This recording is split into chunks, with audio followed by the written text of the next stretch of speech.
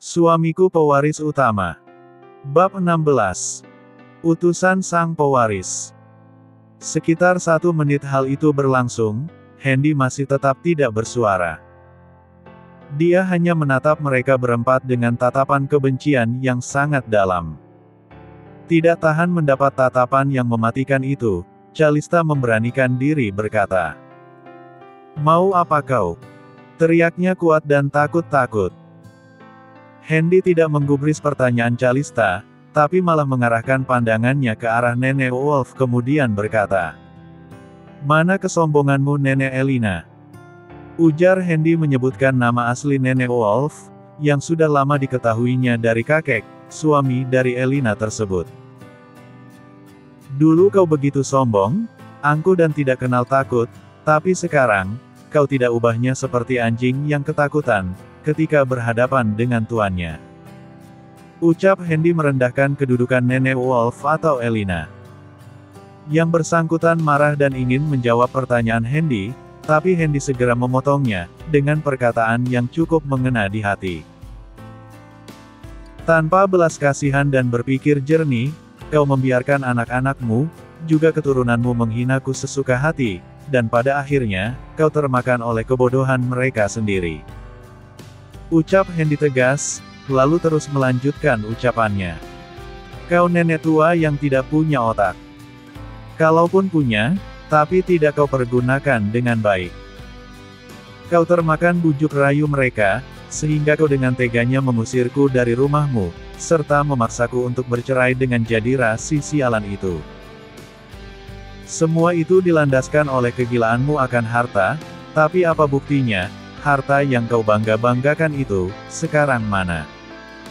Ucap Hendy sambil berteriak cukup keras, kemudian berkata lagi, "Kau tidak sadar, bahwa dunia ini berputar, sama seperti perputaran nasib manusia, kadang di atas dan terkadang pula di bawah.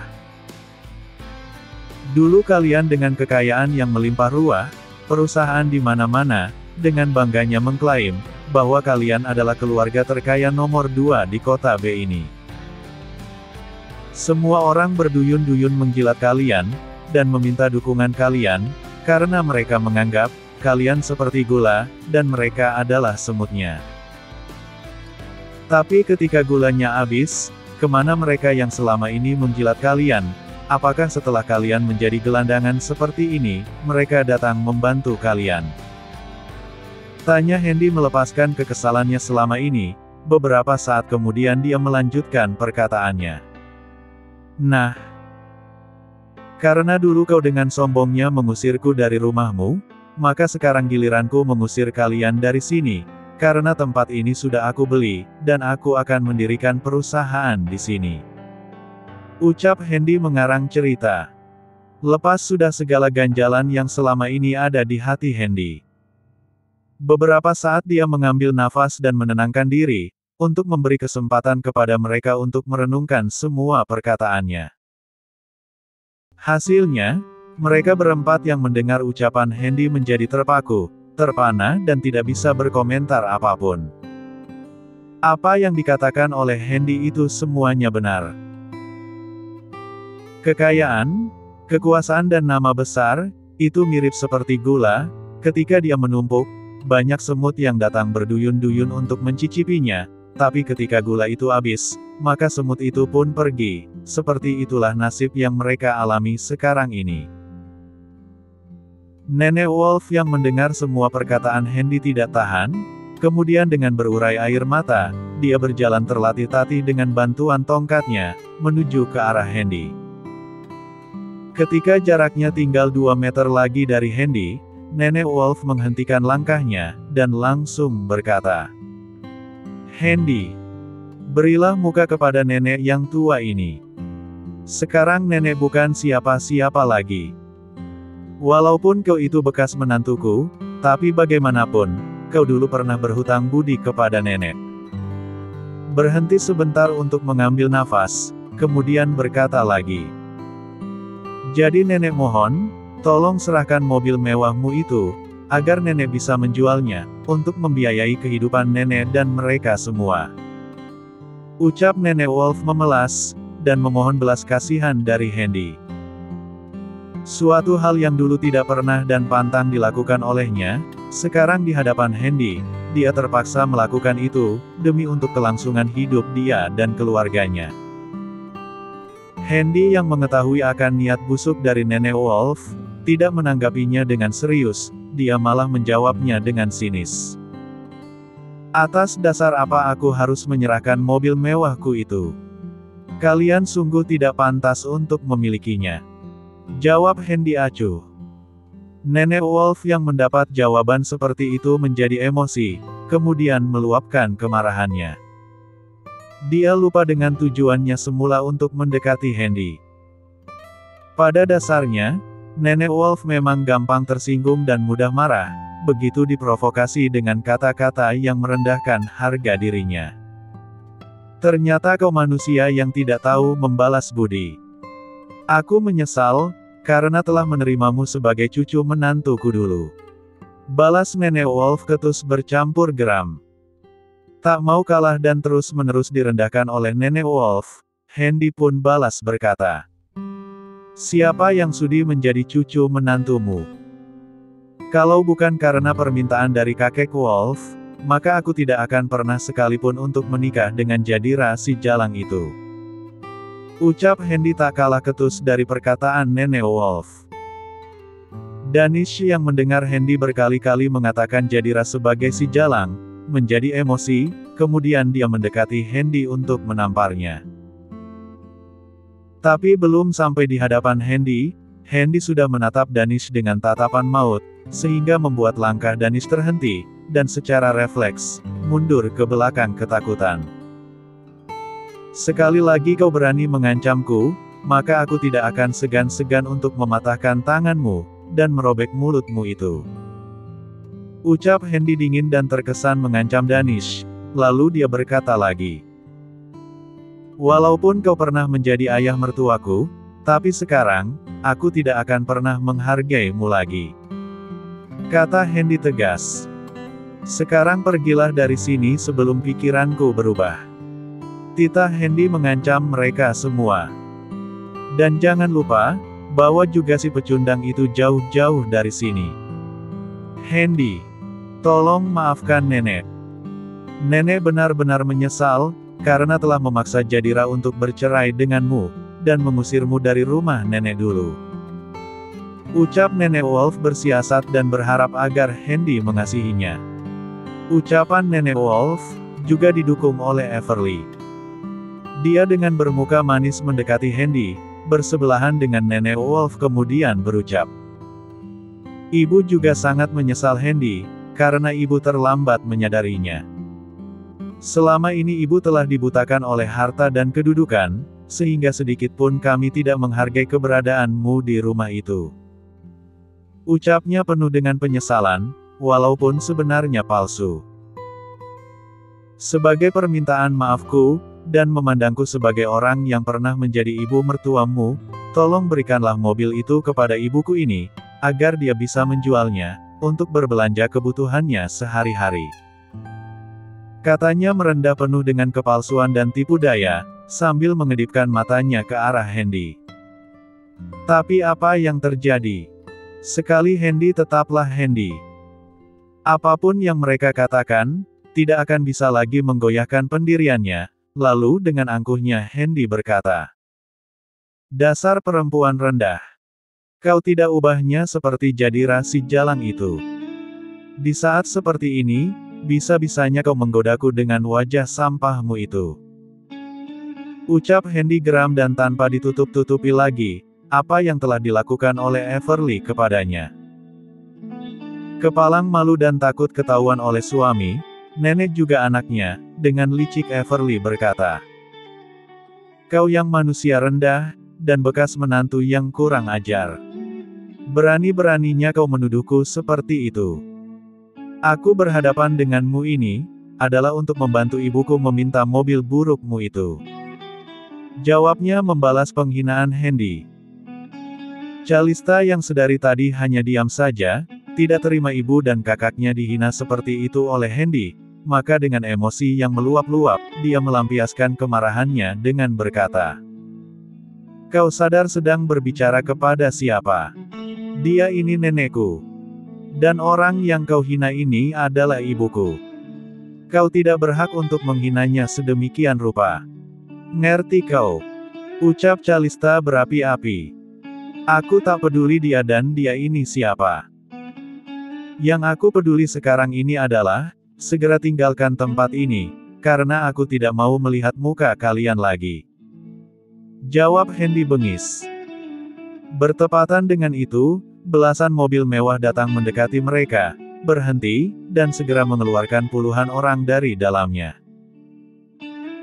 Semua orang yang keluar dari mobil-mobil mewah tersebut, rata-rata berperawakan tegap, berpakaian necis berwarna putih, dan dilapisi dengan jas mahal berwarna hitam, khas penampilan pengawal orang penting.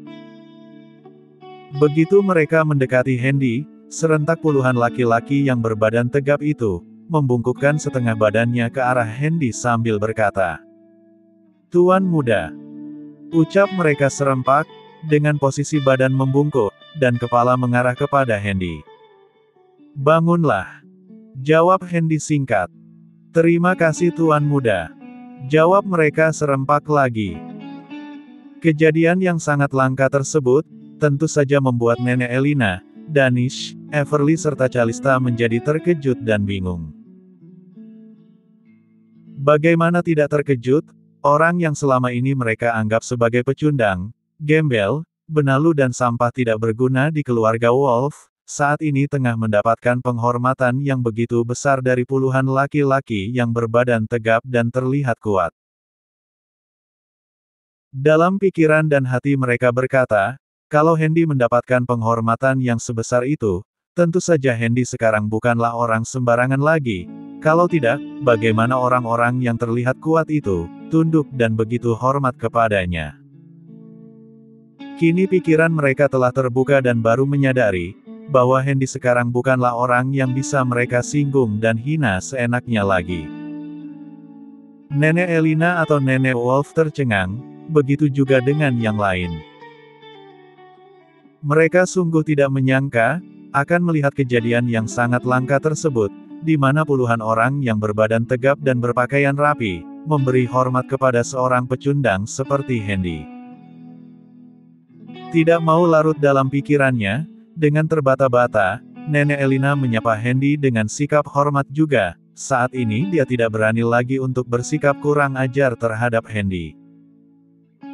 Dia juga memberi kode kepada Danish, Everly dan Calista, agar tidak membuat masalah apapun dengan Hendy saat ini.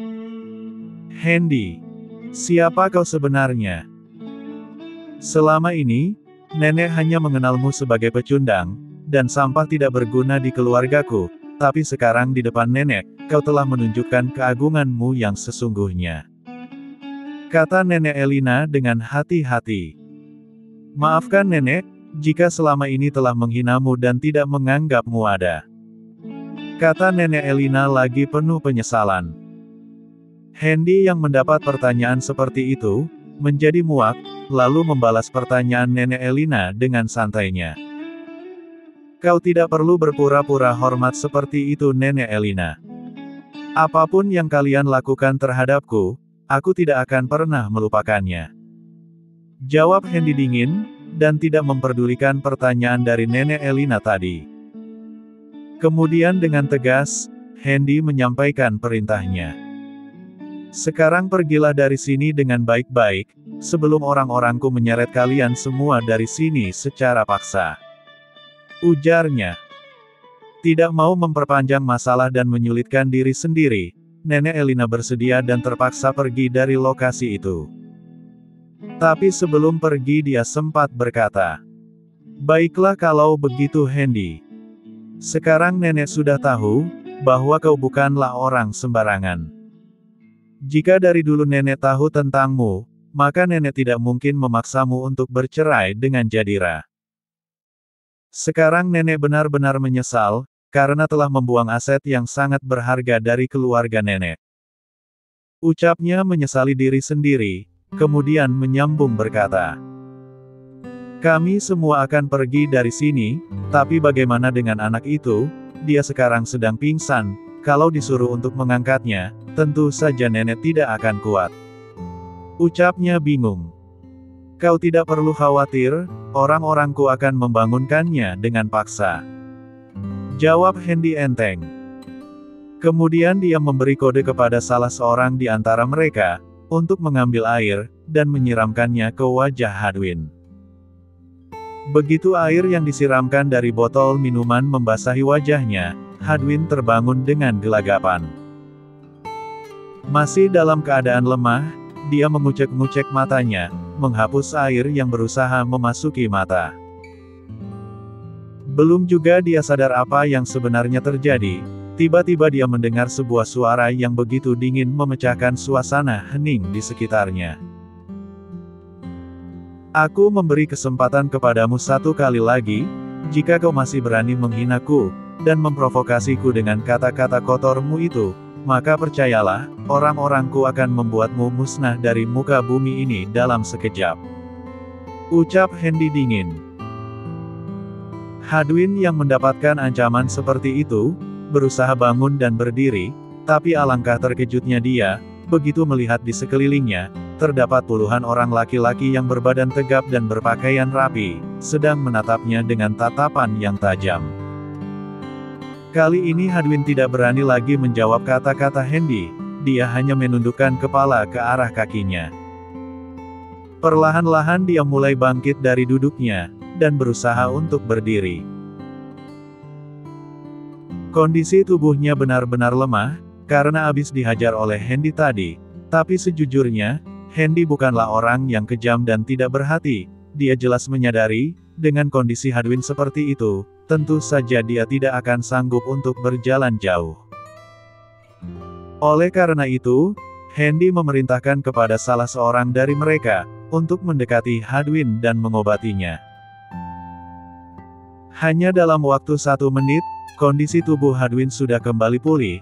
Luka-luka yang dialaminya, telah hilang dan tersamarkan oleh obat-obatan yang dioleskan ke seluruh lukanya.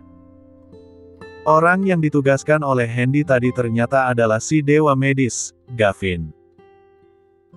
Dia ternyata datang bersama dengan rombongan itu, berikut bersama dengan ke-8 rekan-rekan utamanya, seperti Iron, Hans, Robin dan lain-lain. Dengan keahlian medis dan obat-obatan, ditambah dengan aura spiritualnya.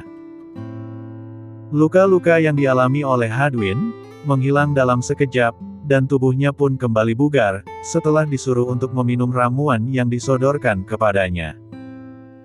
Setelah selesai si dewa obat menghampiri Hendy, dan membungkuk ke arahnya sambil berkata, "Tugas sudah selesai Tuan," katanya sambil membungkuk ke arah Hendy.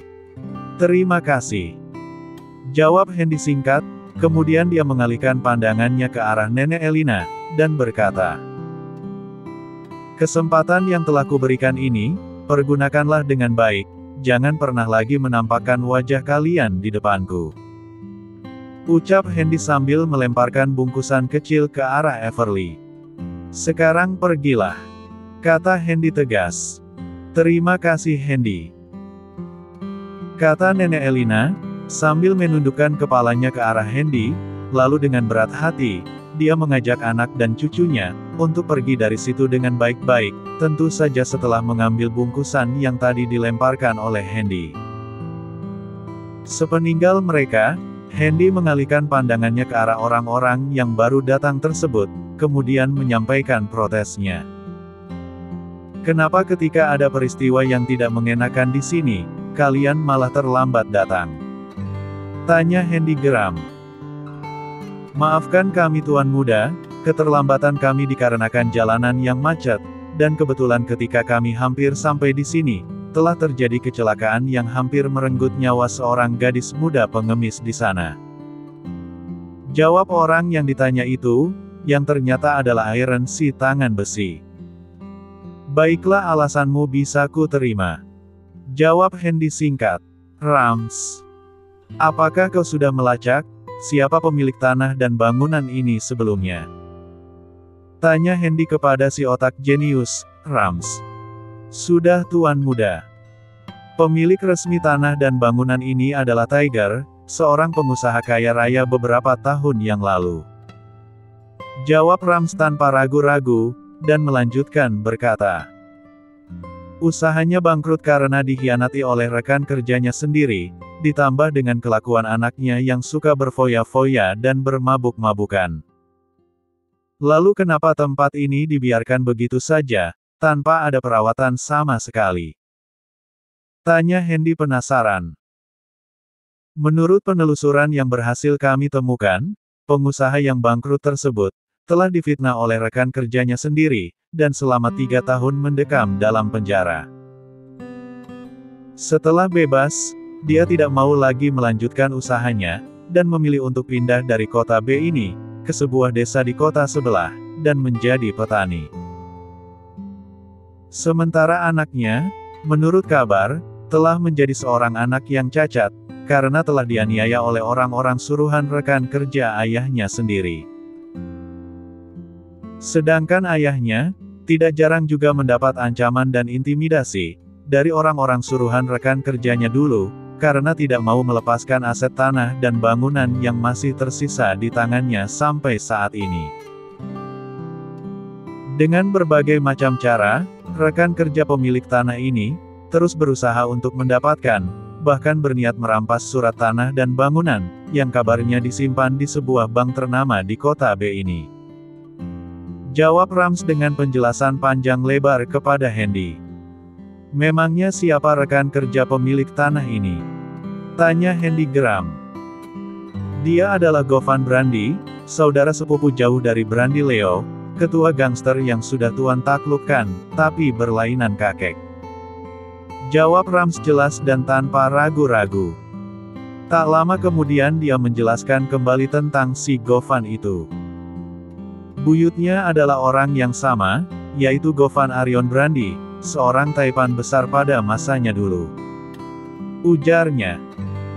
Darah pengusaha Govan menurun dari kakek buyutnya sendiri, tapi sayangnya sifat baik dari buyutnya tidak menurun padanya. Sedangkan Brandy Leo, memilih pekerjaannya sebagai seorang gangster jalanan, hingga naik menjadi ketuanya sampai saat ini. Ucap Rams panjang lebar. Hendy yang mendengar penjelasan tersebut, sudah memahaminya dengan baik, lalu dia berkata, ada kemungkinan, tukang pukul si Govan itu, adalah anak buah Brandy sendiri. Ujarnya. Benar Tuan Muda. Jawab Rams singkat. Tidak mau berlama-lama larut dalam masalah itu, Hendy segera memberi instruksi kepada bawahannya. Bawa Brandy brengsek itu kemari, saat ini juga. Ucapnya tegas. Siap laksanakan Tuan Muda. Jawab Iron, Hans, Leon, Robin dan Burgon serempak, begitu juga yang lain. Hendy untuk sesaat terkesima, begitu melihat betapa patuhnya orang-orang kuat tersebut terhadap perintahnya.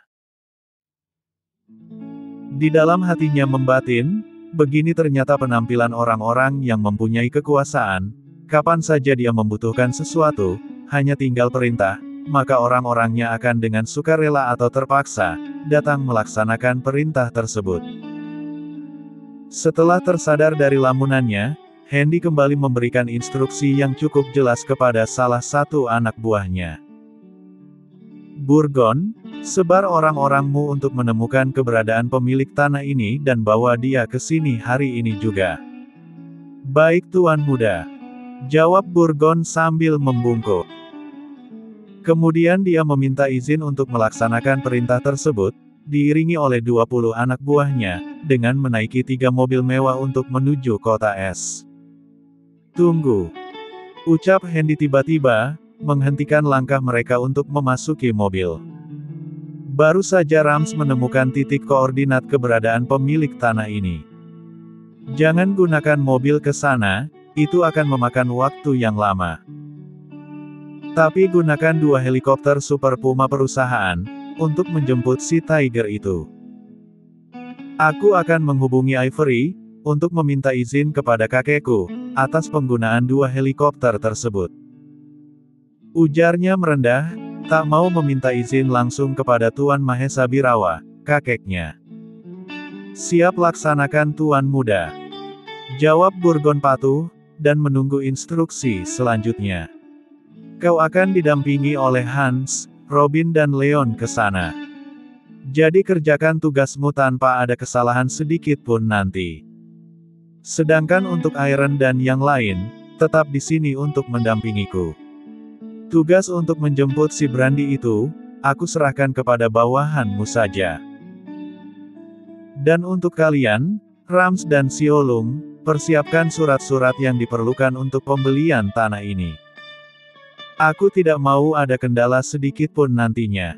Siap laksanakan Tuan Muda. Jawab mereka mantap secara serempak. Rams si otak jenius, kemanapun dia pergi, tetap membawa komputer portabel miliknya, jadi kapan saja tenaganya dibutuhkan, perangkat itu telah tersedia saat itu juga. Sebagai seorang yang dijuluki si otak jenius, tentu saja dia adalah seorang hacker yang sangat handal, bahkan posisinya, mungkin menempati urutan pertama di dunia. Oleh karena itu, kemanapun dia pergi, dia tetap membawa komputer portabel lipatnya yang sangat canggih, karena ukurannya hanya sebesar handphone biasa. Tapi begitu dibuka, akan menampilkan layar hologram yang sangat besar. Dari layar hologram itulah, Ram selalu mengerjakan tugasnya, sebagai seorang peretas atau hacker yang mumpuni di saat ini. Dengan cekatan dan hati-hati, dia melakukan tugas yang diberikan oleh tuannya, untuk mempersiapkan segala sesuatu yang dibutuhkan, demi kelancaran proses transaksi yang tidak lama lagi akan terjadi. Setelah semua instruksi selesai diberikan, Hendy memutuskan untuk berkeliling dan meninjau seluruh areal bekas pabrik itu, didampingi oleh Iron dan anak buahnya yang lain. Sementara Rams dan Xiaolong sedang sibuk mengerjakan tugasnya. Mereka di sana tidak sendiri, tetapi tetap dikawal oleh orang-orangnya Iron. Sedangkan Burgon, Hans, Leon dan Robin, berikut 20 orang pengawalnya, saat ini sedang mengudara dengan menggunakan 2 helikopter Super Puma, menuju ke kota es tempat di mana Tiger berada. 2 helikopter Super Puma tersebut bisa mengudara, setelah mendapat izin dari otoritas setempat, walaupun hanya sebagai basa-basi saja. Sedangkan tempat yang dituju, adalah sebuah kota kecil, dengan desa-desanya yang subur dan makmur. Topografinya terdiri dari puluhan perbukitan dan hamparan dataran rendah, cocok untuk areal perkebunan dan persawahan. 2 helikopter Super Puma meraung-raung di udara, melintasi daerah perbukitan dan persawahan, menuju titik koordinat yang telah ditentukan oleh Rams, si otak jenius. Hanya membutuhkan waktu sekitar 17 menit, 2 helikopter tersebut sudah mendarat di sebuah lapangan sepak bola, bersebelahan dengan areal persawahan yang cukup luas. Sebelum 2 helikopter Super Puma tersebut mengudara, Ivory sudah menghubungi otoritas setempat di kota es, untuk meminta izin mendaratkan 2 helikopternya di sebuah desa di mana Tiger berada. Kedatangan 2 helikopter Super Puma yang cukup besar itu, tentu saja membuat kehebohan di desa tersebut. Maka berbondong-bondonglah orang desa datang, untuk melihat siapa gerangan tamu agung yang datang ke desanya itu, dengan menggunakan 2 helikopter besar. Setelah mesin helikopter dimatikan, pintu-pintunya segera terbuka, dan keluarlah puluhan orang dari dalamnya, kecuali pilot, kopilot, kru dan petugas kabinnya. Untuk diketahui bersama, helikopter Super Puma yang mereka gunakan tadi, adalah jenis helikopter Airbus H225, seharga 27 juta dolar Amerika, dengan jarak tempuh sejauh 857 km sekali isi bahan bakar, dan kecepatan jelajahnya sekitar 275,5 km per jam. Bisa membawa penumpang sebanyak 24 orang, ditambah dengan 1 orang pilot dan 1 orang kopilot, serta 2 kru dan 2 petugas kabin. Jadi dengan membawa 2 helikopter tersebut, kabin penumpangnya masih banyak yang belum terisi, dan terlihat lapang. Burgon, Hans, Leon dan Robin dan puluhan pengawal yang baru saja keluar dari dalam helikopter, mendapat sambutan yang sangat meriah dari orang-orang desa, termasuk juga kepala desa berikut aparatur sipilnya. Tak lama kemudian, datang 4 buah mobil khusus penumpang, yang berisi beberapa orang petugas keamanan dari distrik yang membawahi desa tersebut. Di dalam rombongan itu, terdapat juga kepala distrik juga bawahannya yang lain, termasuk beberapa orang penting distrik tersebut. Mereka khusus datang untuk menyambut kedatangan rombongan yang diutus oleh Handy, karena mereka telah mendapatkan informasi dari Ivory, orang yang sangat mereka kenal dan hormati selama ini. Oleh karena itu, setelah mendapat pemberitahuan dari Ivory, kepala distrik segera menghubungi orang-orang penting distrik tersebut, berikut dengan kepala desanya. Setelah semuanya berkumpul, dengan tergesa-gesa mereka menuju ke arah desa yang akan dituju oleh orang-orang utusan Handy. Setelah sampai di sana, mereka bergegas berjalan menuju ke arah rombongan tersebut, sambil memberi penghormatan kepada mereka, layaknya sikap yang ditunjukkan kepada orang besar. Hans, Burgon, Leon dan Robin tercengang, ketika mendapat sambutan yang cukup meriah itu. Mereka tidak menyangka, akan mendapat sambutan yang begitu antusias dari masyarakat desa tersebut, berikut dengan kepala distrik dan orang-orang penting di dalamnya. Karena mereka telah mendapatkan penghormatan yang begitu tulus, dari orang-orang penting distrik tersebut, maka mau tidak mau keempatnya juga membalas penghormatan itu, dan bersikap ramah kepada mereka semua. Kepala distrik berumur kisaran 30 tahunan, didampingi oleh orang-orangnya, datang mendekati rombongan tersebut kemudian bertanya. Ada gerangan apakah tuan-tuan utusan yang mulia datang ke desa terpencil ini? Ucapnya sopan dan hati-hati. Burgon yang menjadi ketua rombongan, maju selangkah untuk menjawab pertanyaan dari kepala distrik tersebut. Kami diutus untuk menemui Tuan Tiger, yang katanya pindah dan menetap di desa ini, untuk dibawa ke kota B, dan dipertemukan dengan tuan muda kami. Jawab Burgon tegas dan jelas. Kepala distrik, spontan melihat kepada orang yang memimpin desa tersebut. Dia ingin memastikan apakah orang yang sedang dicari oleh rombongan tersebut memang berada di desanya. Kepala desa yang ditatap oleh kepala distrik atasannya itu, paham dan mengangguk kemudian berkata, kebetulan orang yang sedang tuan-tuan cari, memang ada di desa kami. Ucap kepala desa sedikit ragu, kemudian melanjutkan berkata. Dia dulunya dikabarkan, adalah seorang taipan besar, yang menguasai banyak perusahaan di kota B, tapi sekarang, dia telah bangkrut dan pindah serta menetap di desa ini, bersama dengan 2 orang anaknya sebagai petani. Ujarnya panjang lebar. Tapi kalau kami boleh tahu, ada keperluan apakah tuan-tuan ingin menemuinya? Bersambung.